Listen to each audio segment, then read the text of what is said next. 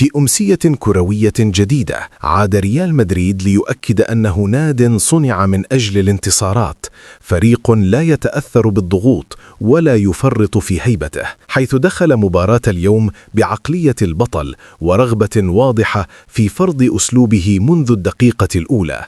على أرضية الملعب ظهر النادي الملكي بشخصيته القوية المعهودة وسط دعم جماهيري كبير يؤمن بأن هذا الفريق دائما حاضر في المواعيد الكبرى. وقبل الغوص في تفاصيل المباراة لا تنسى دعمنا بالاشتراك في القناة وتفعيل جرس الإشعارات حتى يصلك كل جديد من ملخصات المباريات، التقارير الحصرية وأهم أخبار كرة القدم أولا بأول. ريال مدريد بدأ اللقاء بضغط عال واستحواذ واضح على الكرة مع تحكم كامل في وسط الميدان، حيث اعتمد على التمريرات القصيرة واللعب السريع بين الخطوط، ما أربك دفاع الخصم وخلق العديد من الفرص الخطيرة. هذا التفوق توج بأهداف أكدت أفضلية الريال من حيث الجودة والتنظيم والانسجام بين اللاعبين. الفريق لعب بثقة كبيرة وتحركاته الهجومية كانت منظمة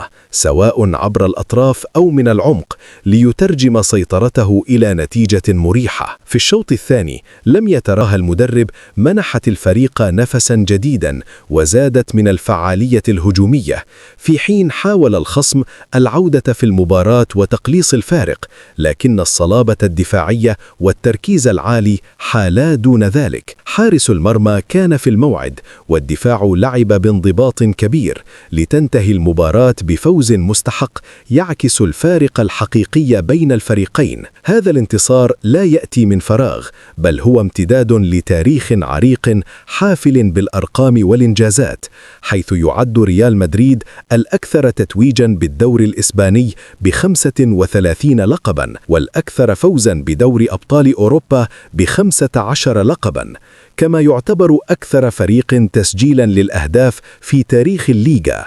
ملعب سانتياغو برنابيو ظل عبر السنين شاهدا على ليال تاريخية لا تنسى، وقفة انتصار وهوية كروية تجمع بين التاريخ العريق والطموح المتجدد. ومع كل مباراة يؤكد أن القميص الأبيض لا يفقد بريقه، وأن طريق البطولات يمر دائما عبر شخصية البطل.